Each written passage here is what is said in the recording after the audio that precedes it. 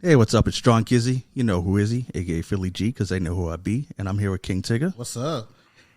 Ray Ray, I do, peoples. and special guest, Alison Duke. And Hello, everyone.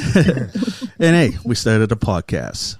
Today we have a sit down with Canadian director. I like the, I'm a proud Canadian. Absolutely. So I always put emphasis on the Canadian director, Alison Duke. I'm going to talk about a little bit about her and her new documentary that we had the pleasure of viewing today, Bam Bam, the Sister Nancy story. And it was so educational for me. It was a song that absolutely I heard everywhere. Yeah.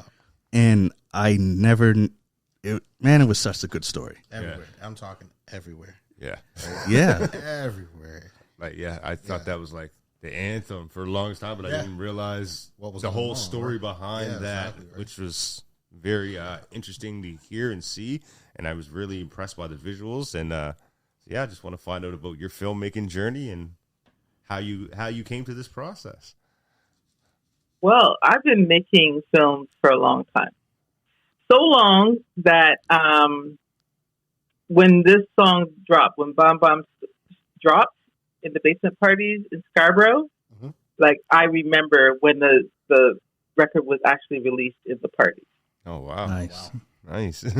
I've been telling people, like, to be able to have so much joy in something, and then years later be involved in either showing the journey of that person or tell the story around what you've received joy from. Is a weird kind of feeling. I feel amazing. I feel wow, what an incredible thing to happen to me in my life, because I love music and I love that song and I love the whole album for so many years growing up.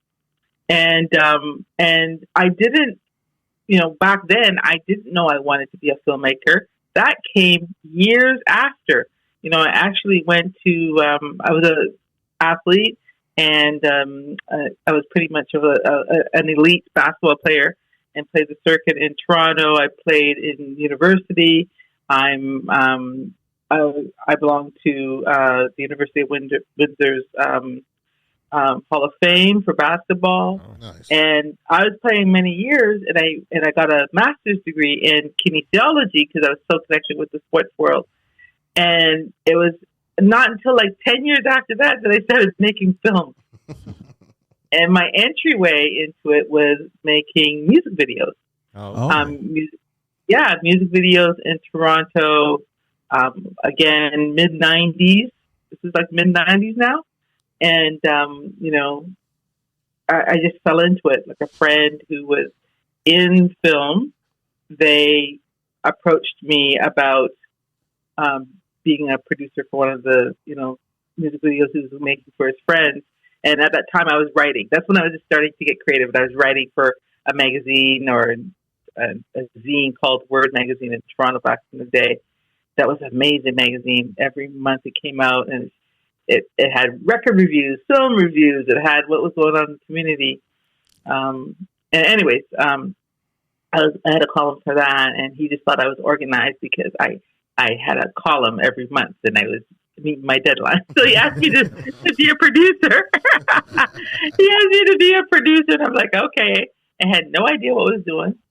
And that back then we had film. We shot actually on 16 millimeter and 35 millimeter film. So you had to really know what you were doing. It's not like, today you have digital and you're just like, you can shoot all day. Just change the card. Yeah. There. Changing a reel of film had consequences. That meant you had to spend more money, right? So anyways, so did that for 4 years. And I just want to talk about that a little bit because like there's so many people that came through, the doors of Rage Film House, which was I was one of the members in Toronto. There was like 4 of us that came together after a while. All these people making music videos, and we were like a conduit for people to get that done with, much music grants and Factor and all that. Anyways, we had a lot of people that came through that were very creative, like Director X.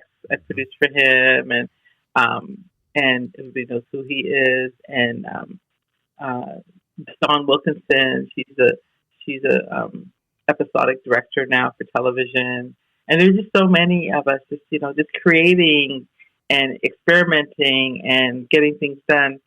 And so after that, after 4.5 years of doing that, I kind of learned how to make films. And then I wanted to make a documentary about my brother's hip hop group, Citizen Kane, and the film was called Raising Kane, a Rap-umentary. And that was made with the NFB. And when I made that, it went to New York Urban World Film Festival, and I won the HBO Award for Best Documentary. And that launched my career. Nice. Yeah. So how did that feel, kind of coming to get your first documentary, your first project that you were putting together, like a full length, longer than a music video kind of thing, and it picked up so much attention and got you so much prestige off of it?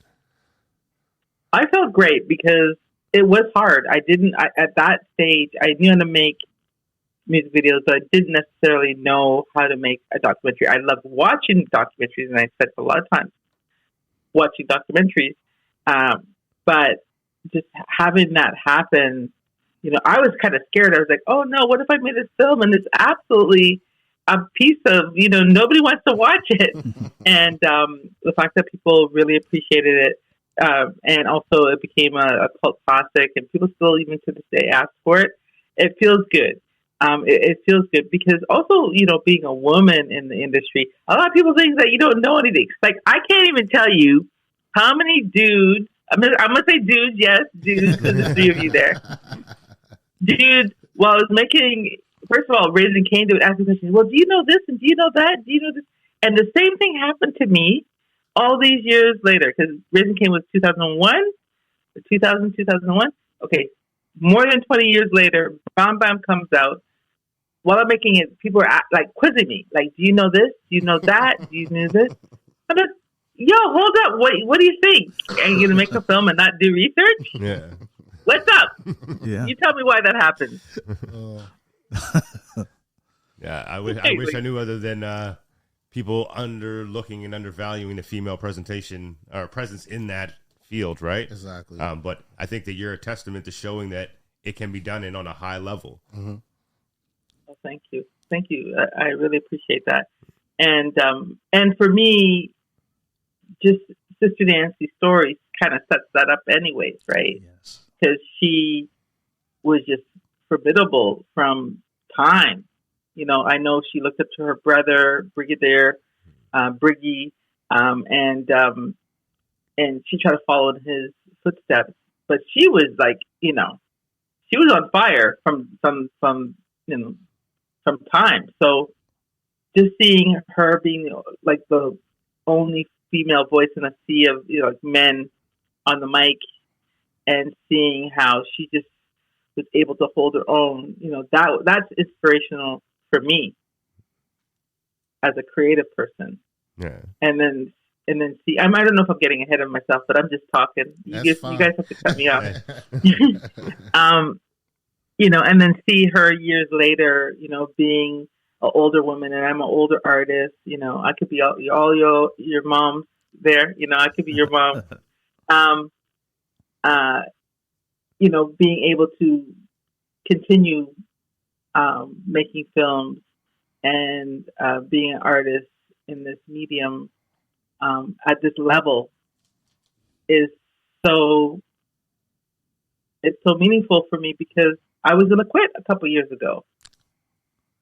Good thing you didn't, eh? Yeah. Yeah.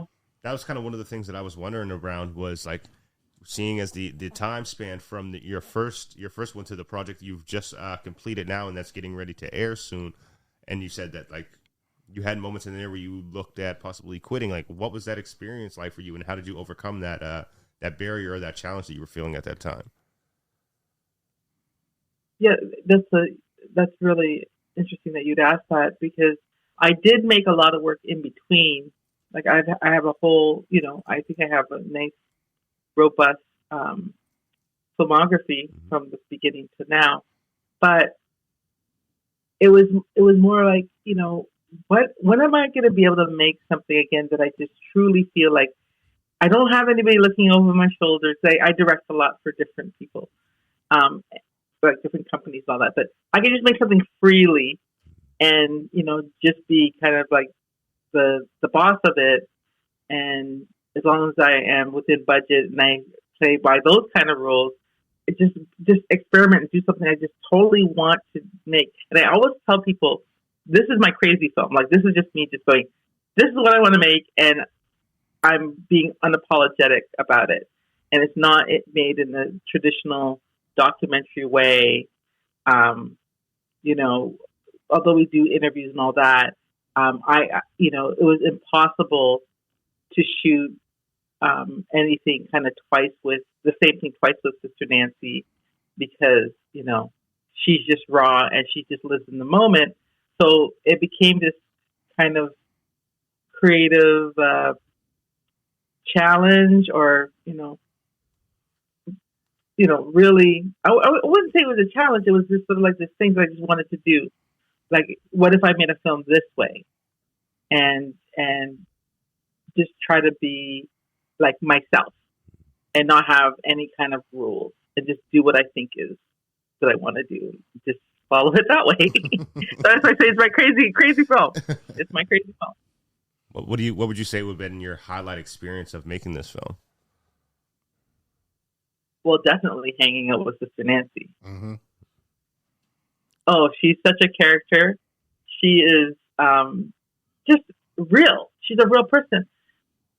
And it was so refreshing to me, because a lot of the times when I'm making other projects, you've got celebrities and all that, but everybody is sort of like, they have their handlers, they have their glam squad, they have like, everything kind of works a different way. It doesn't really work, making those kind of films where you're like, okay, I just want to film you while you're, sleeping and rolling over in your bed with no makeup on. They were like, are you nuts? And so it was just really refreshing just to be able to work with someone, film Sister Nancy, who was just living in the moment and so unapologetically herself, and not afraid of how people are going to perceive her or look at her when they watch the footage. She never asked me to look at any footage. She didn't even want to look at the film until we screened it with an audience, and that was in Tribeca. Was the first time that she watched it. But yeah, that was refreshing, because that doesn't really happen now. Like, everybody has to put on makeup. You got to get your fit on. You got to, she didn't. She didn't care. Is that what you guys call it? A fit, whatever. Yeah. Yeah. You have to do all those things. What was her reaction when she seen the final? When she saw it in Tribeca, it was kind of funny, because her daughter wasn't there, and she was just live streaming it to her, just friends with her. So she was watching the film like this with her phone in front of her. But then this time, when she came to Toronto to watch it, I was also less nervous, because I was just like a bag of nerves the first time she watched. Because I was like, because Sister Nancy, if she doesn't like the film, she's gonna tell me. Yeah. She real. Right? Yeah. Like she's gonna tell me, right? And she'll probably tell everybody on stage that she doesn't like the film, right? She'll be like, you tried hard, Alison, but that's not good, right? So in Toronto now, and she was here for a couple of days, 3 days. When she saw the film, she just told me that she really loved it. She says, I love it. That's good. That's awesome. She wants to watch it every day. Nice. Crazy question. What was in the pot that she was cooking? Because that looked delicious. Ooh. Okay. Good. The one outside or the one in their kitchen? The one outside. Actually, the one in the kitchen too. Both of them. Like, what was it? Is it the Jamaican? I'm Guyanese, so the Jamaicans call it red sea soup or something like that. Yeah. Oh, she can cook. Okay. She can cook. She cooks amazingly. Like, whenever I was so happy to go over to her house and film with her, because I know she would always feed us. Right? She'd be in the kitchen, And my favorite thing is like soup. I really love like a nice hearty Jamaican soup, red peas, whatever. Yeah. And she would just whip it up, and it was so good. Like, she needs to write a cookbook or have a cooking show. She needs to do that and then she would just come out to, just out of the kitchen with plates of food for the crew, for our cinematographer, Lucas, who she adored, and her sound person. We'd just be eating. I was like, are we supposed to get a scene here? So I think that's why we ended up filming a lot of her cooking, because it was just like, okay, well, she's cooking. Let's just get that. Yeah, no, all the food looked delicious. I'm kind of glad that I didn't take any of that cooking out, because at first I was like, why am I putting this in the film? And then I was like, you know what? The folks are going to get it. Yeah. When they see that pot, they're going to be like, yeah. She's throwing it down. Yeah, she made me go get something to eat. Let's just put it that way today. It gave me that vibe that just like you said in the film, in certain parts they'll call her Mama Nancy. Yeah. Yes. Right? And it reminded me of that. Mom's home cooking, right? Yeah, exactly. Yeah. And she's feeding the whole, her family, her friends, the neighborhood.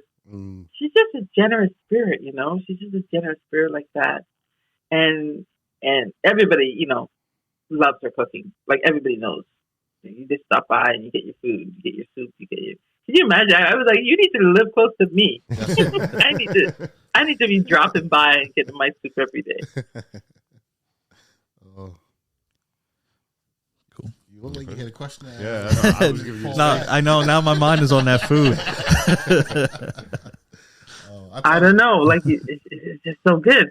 I'm like, oh yeah. And she, what else she does? She makes her own juices. So you know how people have like, they make like fresh juices and all that stuff. Yeah. Well, you go to her house, you open her fridge, she's got like a cucumber juice, she's got something with ginger. I don't even know if I'm calling it right, because she's going to say, Alpha, that's not what I make. She makes all kinds of juices that taste insanely great, like the best juices as well. Okay. So, yeah. I'm working, but I'm not really working, What was it like for you to kind of go with her, and when she was doing those performances and filming, what was that atmosphere and that vibe like for you as a filmmaker? Yeah, that's what I was going to say.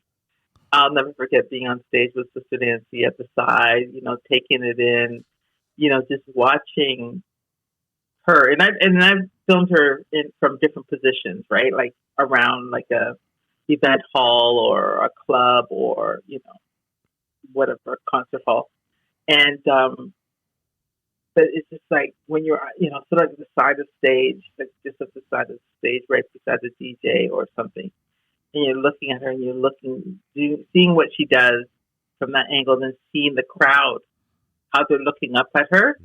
Oh my gosh. And she really puts on a fabulous show. She gives 150%.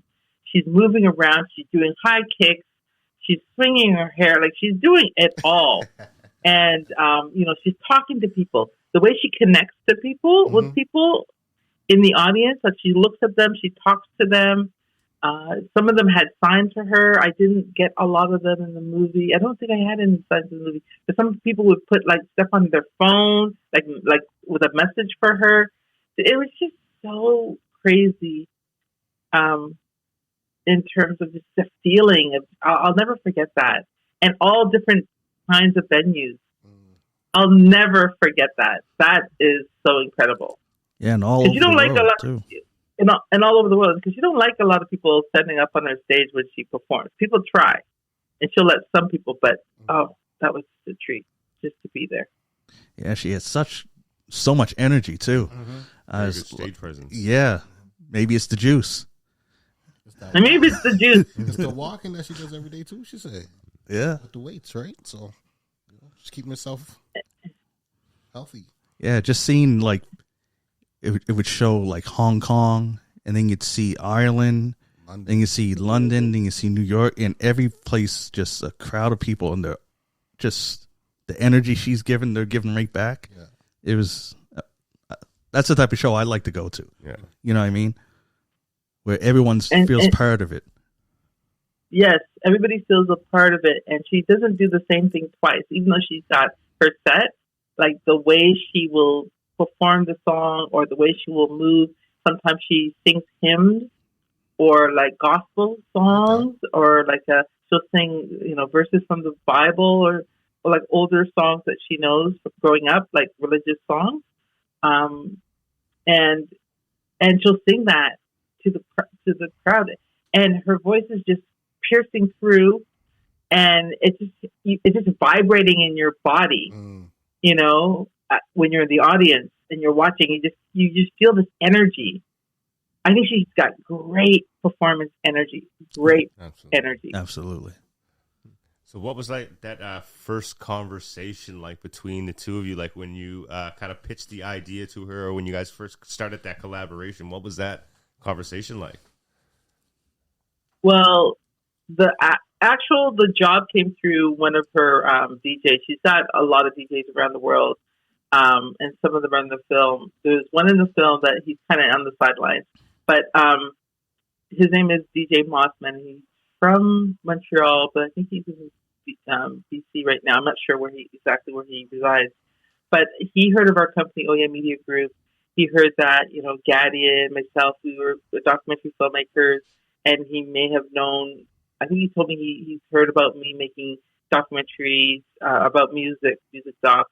And so he just called like late, while I was working late one night. It was like a cold call, and he was like, I'm interested. I'm looking for someone to make a documentary about Sister Nancy.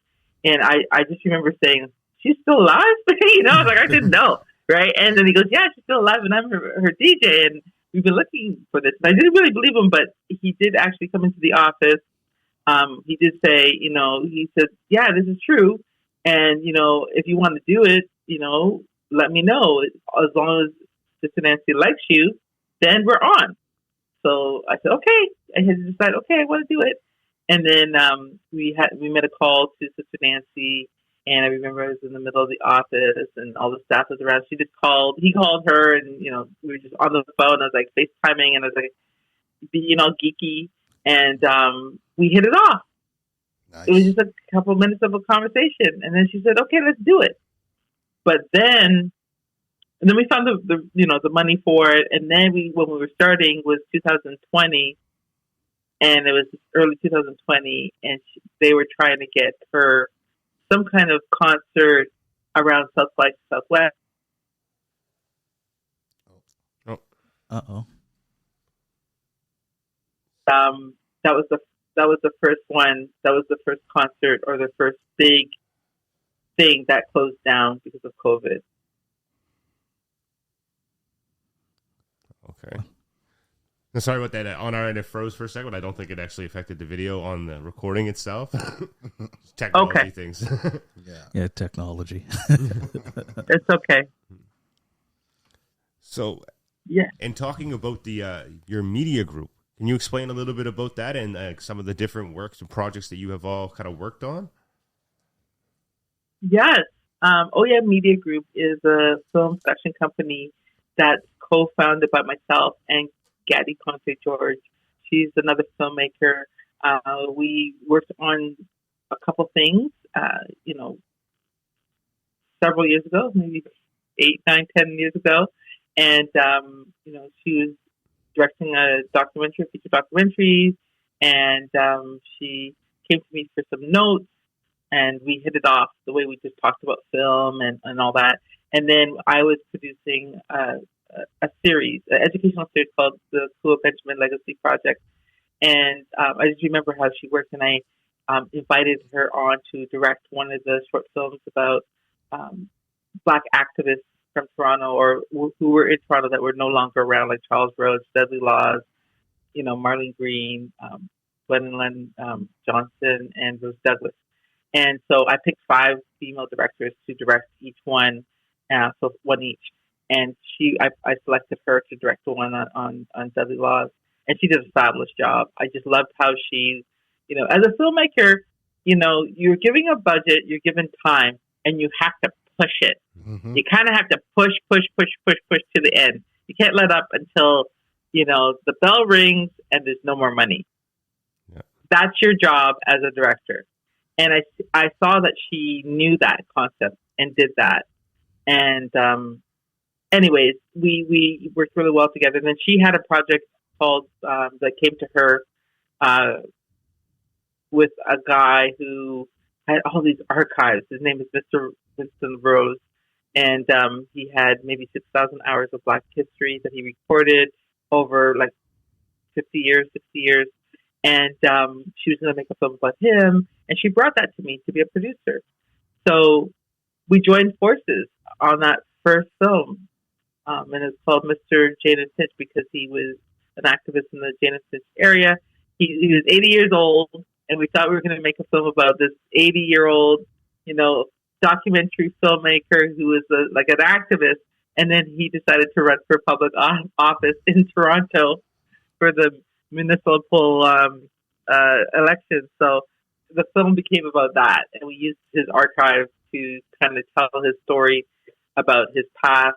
And then from there, we just started making other films. Like we have another film out on the market right now called A Mother Apart. It did really well at Hot Docs. It's been winning awards at the LGBTQ film festivals around the world. We have a series that we produced called Black Community Mixtapes. I don't know if you saw that series on City TV, talking about hip hop, literature, and various other, carnival, like all this hidden history in Canada that came, that people don't know, and we just use people's archives and all that to help tell the story. So we've just been pumping out a lot of projects at a very, very high level, and right now we have a team of, I would say, 5 people, and we continue to develop documentaries, and we're going to be, and we're in the middle of developing some scripted or fictional work. But that's us. And then we also have a nonprofit side that Gaddy and I founded called Oh Yeah Black Arts Coalition.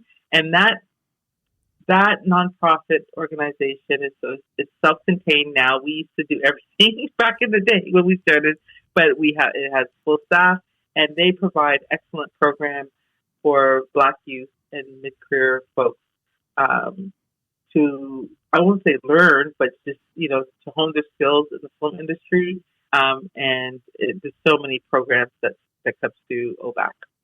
Definitely, I would love to get some information on that, as me and my cousin over here are both filmmakers, and I've been working in the industry for a number of years, so it's definitely something that I'd like to explore and work my way towards being that director's cat. Yes, it's exciting, and you should. I know most of our programs are for people in Ontario, but then sometimes we do things out of province. Mm-hmm. So I would go on the website, look up Oh Yeah Black Arts Coalition, and you'll see all the things that we do. And sometimes we do like networking events, but yeah, you never know. Yeah. You never know when it's going to go national, but yeah, it's something you should definitely tune into. Awesome. So, one thing that I find is like working in the film industry is navigating the grants and getting the money is always like a really hard battle. You want to talk to us a little bit about how you've experienced that over your extensive career, and what were some of the barriers maybe that you had to overcome? Yes, that was very difficult because sometimes especially if you're working by yourself, or you're just getting in, you didn't get your first one yet, right? You haven't gotten your first one. It's like, what am I supposed to say and how am I supposed to say it? Like, how are people going to understand what I'm talking about and see the film and say, hey, we think that you are on the top of the pile of the people that we want to give money to, right? Yeah. So there's a couple things, and it's different, in terms of docs and drama, but then some things are the same. Like, one thing you have to do is learn your voice. Like, how are you speaking about your project? Is it speaking about your project in the style of the genre it's from? Are you being clear? Are you being creative? What are your support materials? Is your budget, the budget that you're submitting with this, does it match the actual creative, like those things. And you can learn all these aspects of grant writing by taking workshops. I took a lot of workshops first, and then I started teaching workshops because, after, because I knew a lot and I was getting the grants. So taking the workshops and getting some mentorship from people who know how to do it is key. I'm kind of hard to work with because usually if somebody gives me something and I ask them, what kind of feedback do you want from me? Like, how do you want your feedback? Do you want just honesty feedback, hard feedback, or do you want me just to look at a certain area and all that stuff? Because I'm of the school of, I'm just going to tell you straight up, and I'll just be marking up everything. Like, I would do it this way, do this, and that might be hard, but you have to go through that process, especially if you can find a mentor who has, who's successful in grant writing or been on juries. That's another thing. I've been, on juries, and they kind of know your competition, what you're up against, like who you're up against and what you're up against in terms of the story. So that's one of the things. It's like, do what you can to learn the craft of grant writing. It is a craft.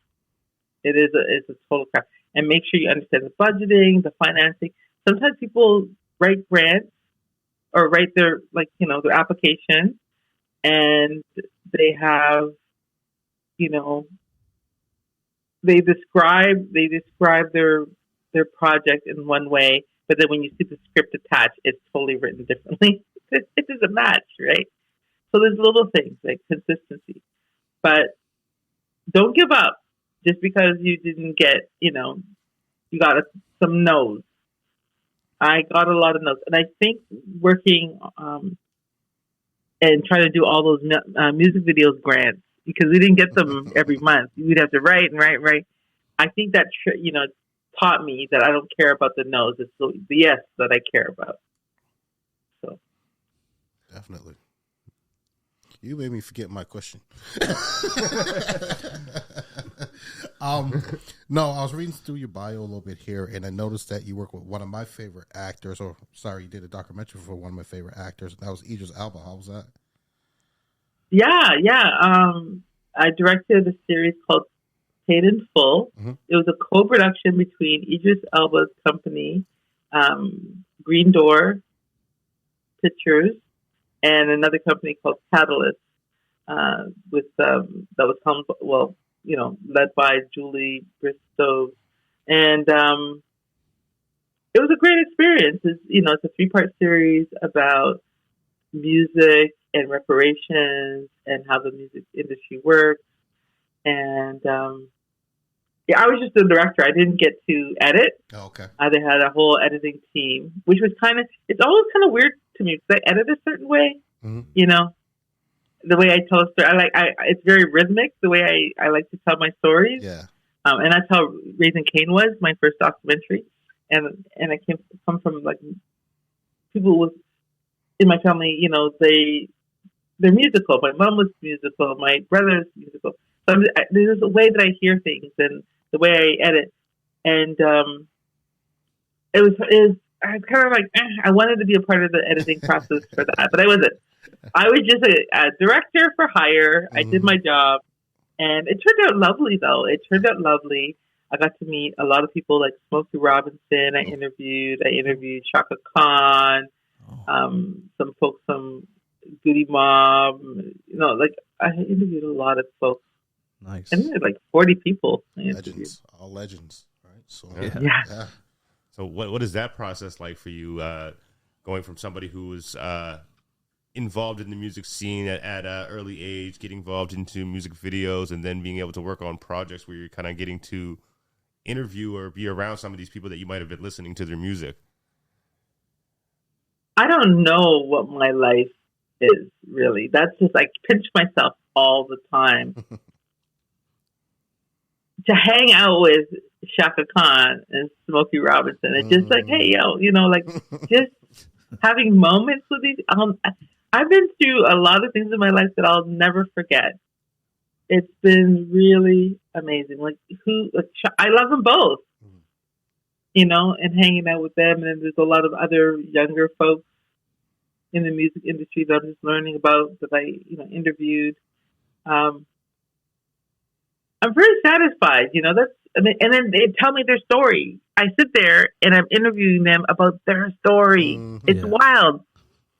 And, they tell me a lot of stuff that, is not going to make the cut because it might be a little bit too much.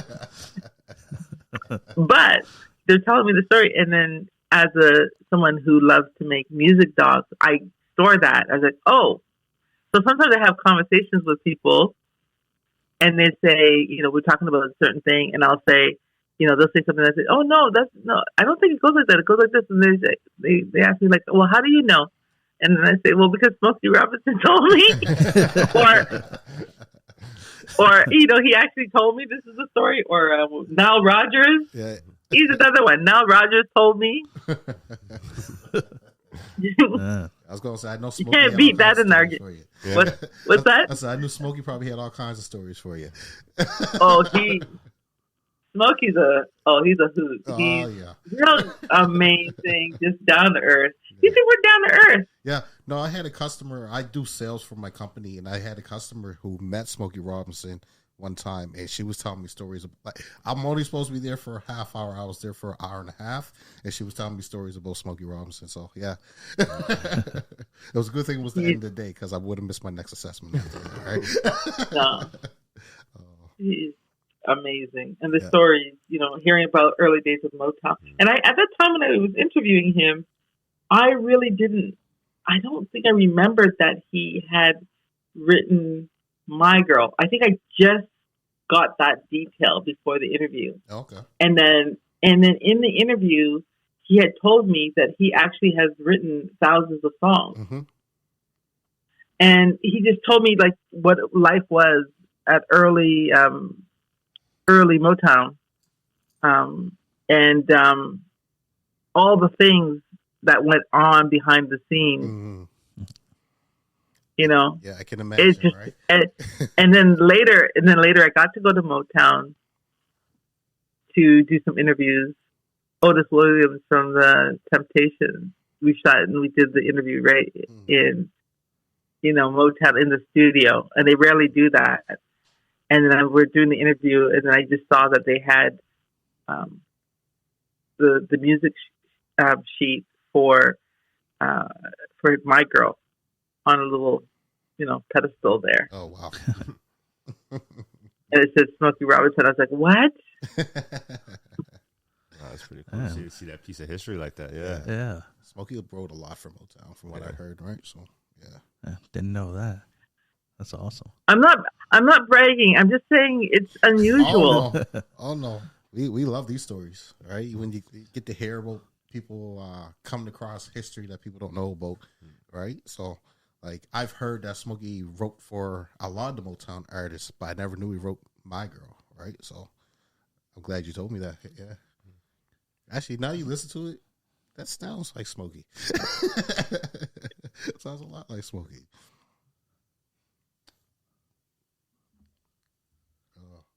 Yeah. You got a question? No, I didn't have it. Oh, my God. Everything I wrote down were like organically going through it all. What was one of your funnest moments on set? Like when you were kind of going through from music videos all the way up to kind of the documentary film process? Like what was some of those gem moments, I guess? Oh, gosh. There's so many crazy moments. Yeah, there's so many. I don't even know. But what I can remember now is the Sister Nancy was so... She's just crazy. She's crazy, good crazy. She would say terrible. She's just terrible. She is just really fun. And also, I would have to say, hanging out with Smokey Robinson, Shaka Khan, and Nile Rodgers. That's just those folks, like hanging out with them and just being myself, and we're just talking, and we're laughing, we're cracking jokes. and just spending time. All we have on this earth is time. Just spending whatever time that is with them. I don't know. I just think about it sometimes, and I'm like, wow. And then I go back to my grind, But yeah, that's pretty cool. Nice. Yeah. Does Sister Nancy already cuss as much as she says? Oh, swearing like cussing? Yeah. when she get mad, her mouth get hot. You don't want.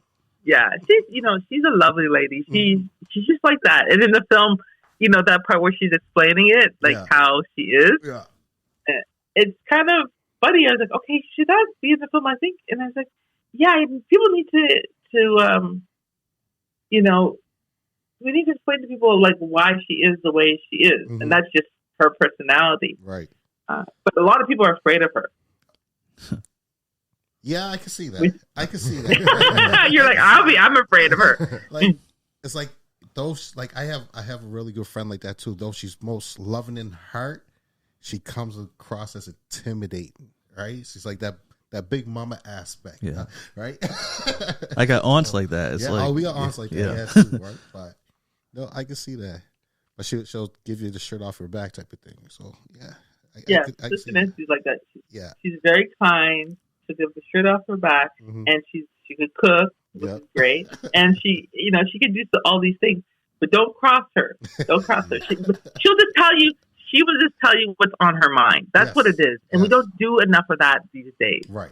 Everything. I'm not saying people have to be, racist and sexist. We don't want all of that, like the hate stuff. But we should be able to tell people, like be honest. Yeah. And that's refreshing as well. The fact that she's okay with just, I'm going to tell you how I feel and get it off my chest. Yeah. Because I don't want it to, I don't want to hold that in my body. If I feel something, I'm just going to tell you. You don't have to think about what I think about you, because I'm going to tell you. You know what I mean? True. True. That was refreshing. And she yelled at me lots of times, but I know she's still my friend. So, like when you say that, like, how's that bond now since the film is kind of it's finished, it's getting ready to kind of be released? Like, is that connection still the same for you guys? Yeah, I would say she's my friend. She's like, another sister I have. And I call her, and I can't call her too much or she'll cuss me. No, I call her and we have conversations. She's very like just quick, just checking in on her, right? Because I think about her. She's always traveling. She's always doing stuff. And people they call me, hey, I'm thinking Sister Nancy's song. I want to do something, with her song. I'm like, well, you got to ask her. If you've seen the movie, you can't just use her song. Yeah. You know what I mean? You got to go and get permission. Exactly. Yeah. And so, I call her or I call her if I hear the song on like a certain show, and I'll send her a clip or something. But we have a pretty amazing friendship. I really admire her. I respect her to the max, but I also know that she's still like a private person. Right. Right. Although she cooks for it and does all that stuff, and she's on stage and traveling the world, she's a private person. She likes her downtime. She likes to, her alone time. So I make sure she gets that.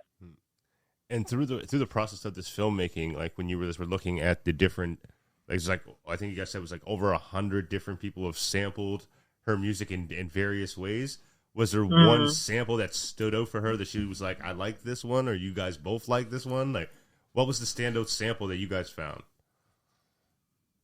I found a lot. I found a lot of samples. Obviously, I love like Main Source, the way they did it back in the day. K-Cut from Main Source, he was my brother's producer for Citizen Kane, their group. But I like Pete Rock. What Pete Rock did, I don't know if it's because they're in the film and stuff like that, but I just love what he did. He's a master. He's such an amazing guy. He's another person I love being around. Oh my God, how did I forget him? Yeah, and there's so many. Like, there's some people that kind of just use it, and I feel like they're not being creative with it. They just want to kind of get hype around their song by just using it. Mm-hmm. I like the people who actually experiment with it. Right. You know, there's one that I like, but I don't want to say his name because I just don't like what he's doing in the world right now. Okay. And I like what Jay-Z did, you know, with her vocal. There's a lot of Brazilian, Brazilian, Latina, kind of mixes that are pretty cool. Yeah. So with the people that did appear in the film, how does did you guys reach out to all the people that were sampling? These are the ones that got back. Just like, how did Pete Rock end up being a part of it, and Janelle Monáe and Young Guru? Yeah, that was like a chase. There's some people in the film that really helped. DJ Gravy, her American DJ, he, opened up his Rolodex. We had some people to find some people for us, but it became the snowball effect because we, get somebody in the film, and then we would say, hey, we're trying to look for this person. And because they're celebrities and they have everybody's phone numbers in their phones, they were like, oh, let me call. One of the person was Renee Nouveau, who's one of the vocalists in the group Jean A. Hey, Mr. DJ, and all those songs. Yeah. She's a singer-songwriter. And I know I was connected to her through DJ Gravy, and she just asked me, who else do you want? I said, I'm looking for Pete Rock. And she actually called Pete Rock, and he came to the studio. And Pete Rock, he walked in with his jacket, and he didn't take his winter jacket off. And I thought, oh, he's going to jet. He's not going to even, he's just checking it out. And he sat down, and I just remember that. And I just started asking him questions. And then at first he was just kind of sussing out the situation. And then he relaxed, and then he just stayed for an hour and answered all my questions. Nice. It was unbelievable. Nice. Pete Rock. And then I invited him to come to Tribeca for the world premiere. Mm-hmm. And he came to the screening. He just looked at me and he said, I loved it. He posted online that he loved the film. And then he was, him and Common was having their record release party. And they invited us. Oh, nice. And it was in a warehouse. And you see how you guys are standing right there, sitting around? They were sitting down, and we were at the edge of the table just there, just filming them. And then we took pictures. It was such a crazy time.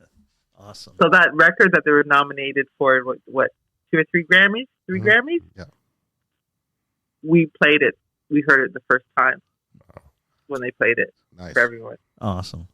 No, that's amazing. Has there throughout your film journey, when you've been working on different projects and you're interviewing different people for that specific project, do other ideas kind of come up for future endeavors?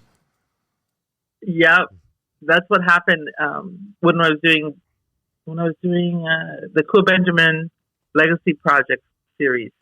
It was all about archives and all that.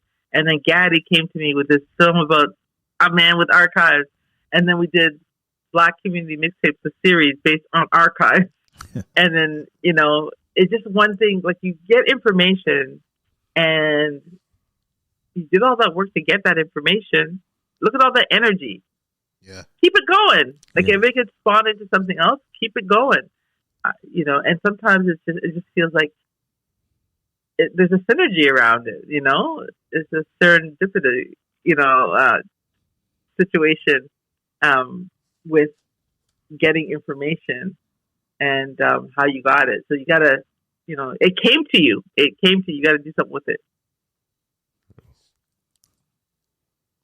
I think I have about 5 films that are all connected by this one thing. That's in a row. Pretty cool. That's awesome. Keep the energy going. Yeah. Takes a lot to kill energy, man. Speaking of keeping that energy going, we'll continue to ask some questions here. Do you have a message or anything that you'd say to somebody, regardless of age, gender, creed, or anything that wants to get interested into the filmmaking process? Is there anything that you would say to them? It's so different when I started to now, right? What's different is, there's so many more people doing it on all different types of, screens and outlets and all that. So back then we can experiment a lot. You don't really care about the results. You're just doing it. But I think now, I wouldn't say do that now. I would say, one, learn as much as you can.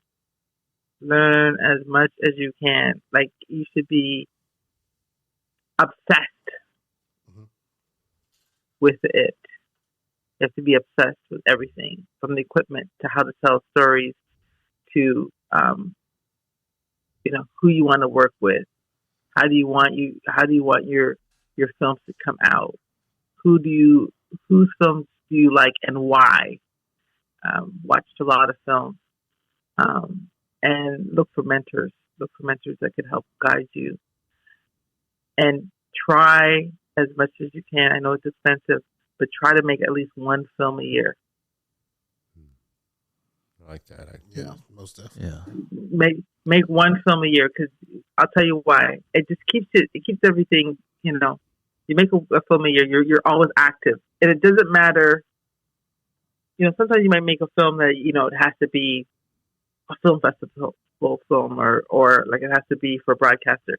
But you should just try to make a film. If you don't have those opportunities right there, make a film. Try to make the best film you can that year, and then the next year you do the same. The next year you do the same, and the next thing you know, you've got 3 or 4 shorts, or you have 2 features, or whatever it is, already in your pocket before someone's giving you a real opportunity.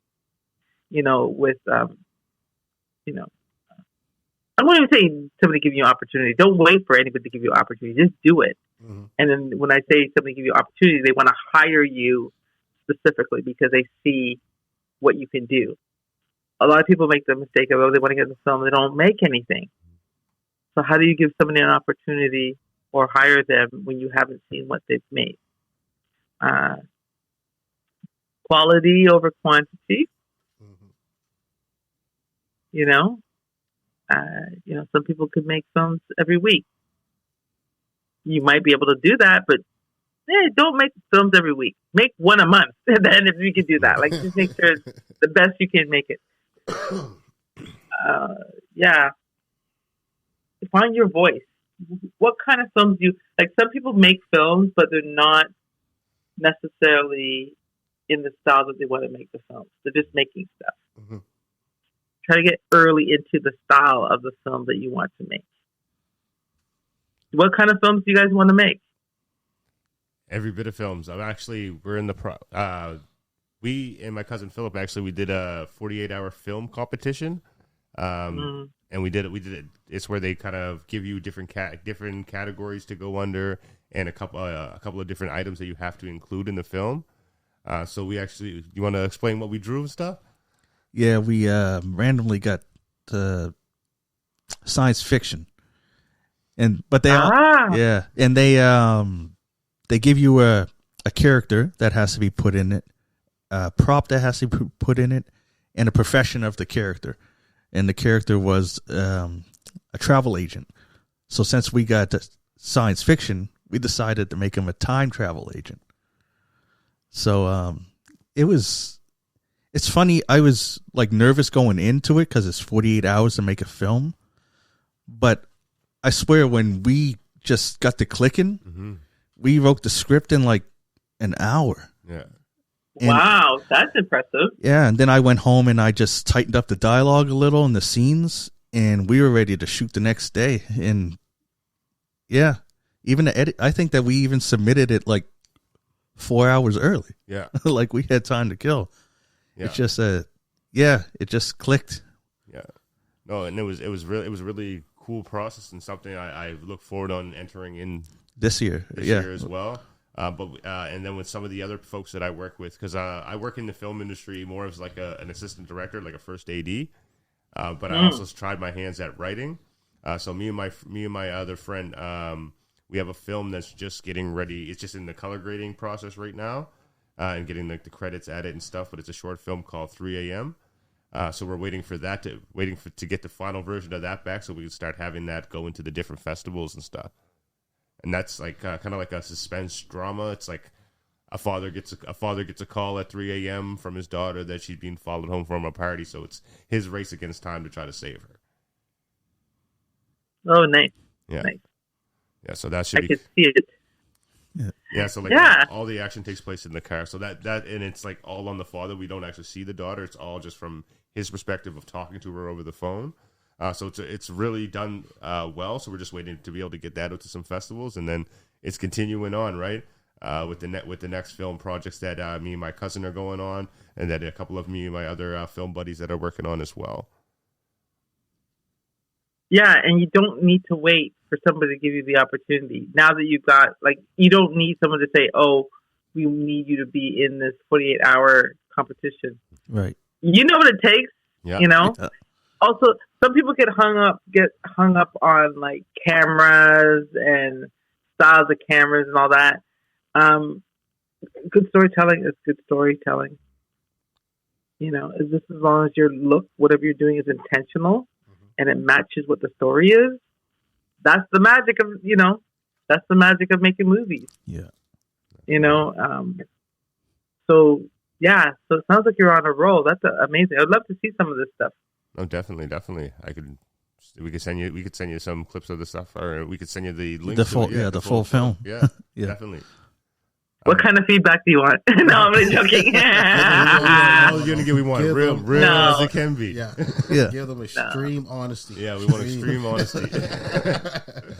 Yeah. I'm always picky about sound design because for me, I feel, and some people don't feel this way, but I feel that the sound of a movie, like the dialogue, all the sound, background sound, the music, the pacing of the sound, is actually more important than the picture. It's funny you say that because we had technical difficulties with our sound on the movie. Yeah, the mics we had just yeah. It was one of those processes where we thought we had all the gear that we needed, but then we ended up having to go rent some gear from an audio place. Yeah, and then the mics that we rented kept cutting in and out on us during filming. So that was a headache and a workaround within the edit and the filming process. But we got through it. It was a learning experience. Yeah. Mm-hmm. It was. That's one of the things, you know.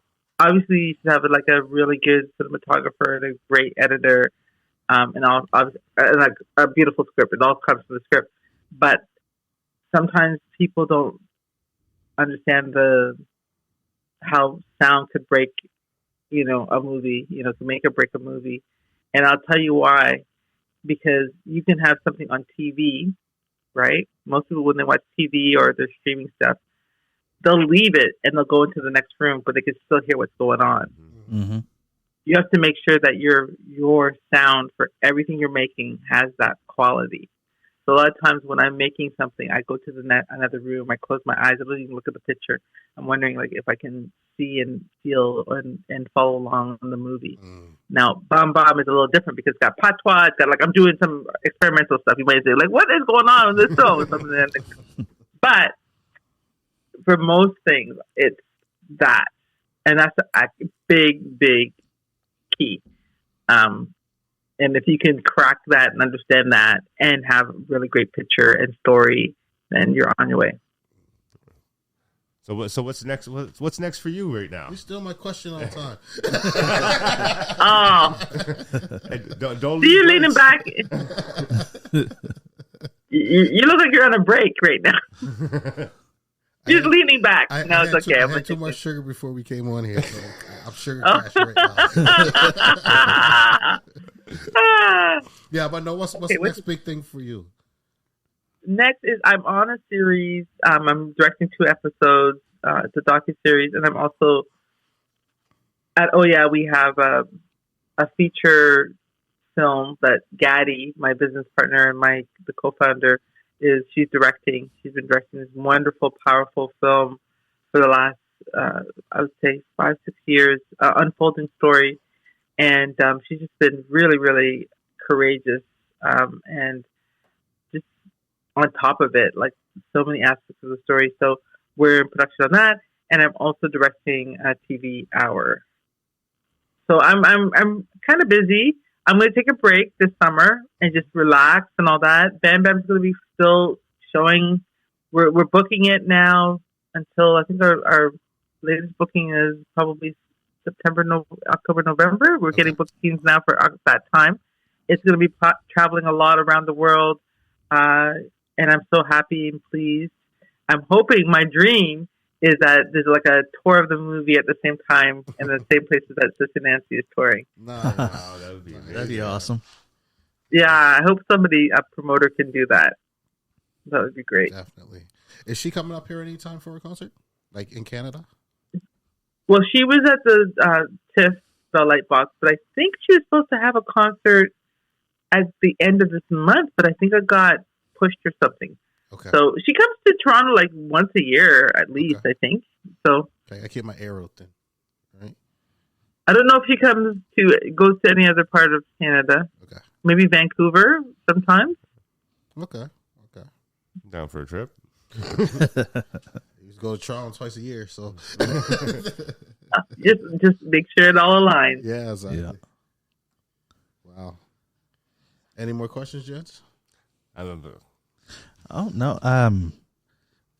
It's getting to that time. I just like watching the time, make sure we don't go over what we usually have a lot. I just want to make sure that before we get out of here, we let everyone know that it's going to be on Crave this coming Monday. So I know everyone around here has Crave, so you guys can go check that out. Bam Bam, the Sister Nancy story. Right. I want to say thank you Definitely. to Alison for coming on the show. It was a pleasure. I love speaking with people that have just experienced so much, because you just get the best stories. Mm-hmm. And it's yeah, man. Smokey Robinson wrote My Girl. Yeah, that was my favorite song growing up. And that's gonna be the family party trivia whenever that song comes on. Hey, you know who wrote that? Oh yeah. So yeah, again, thank you for coming by. Glad to have you. Looking forward to seeing more things from you. And hopefully we can connect for part 2 soon. Yeah, next time. Yeah, for sure. Yeah.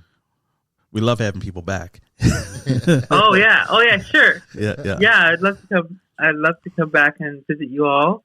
I'm really excited for all of you for doing this podcast. Is a great thing. I love talking to people on this kind of format, because you can just say whatever you want. It seems. Yeah. But then to find out that some of you or all of you are doing film, and that's the interest. That's amazing that you had the film questions in there. That's really cool. That's very cool. And I wish you all the best. Send me some links. Yeah, I'm definitely. Look at stuff. Sorry. Yeah, definitely going to send you the link to the short film. Definitely. Yeah, we'll do that as soon as we wrap up. Absolutely. All right. Well, I'm John Kizzy. You know who is he? A.K.A. Philly G, because they know who I be. And I'm here with King Tigger. The King of Kings. Ray. Take care, people. An extra special guest, Alison Duke. And we'll catch you Thank next you time. so much. You're welcome. Thank you. And we'll catch you next time.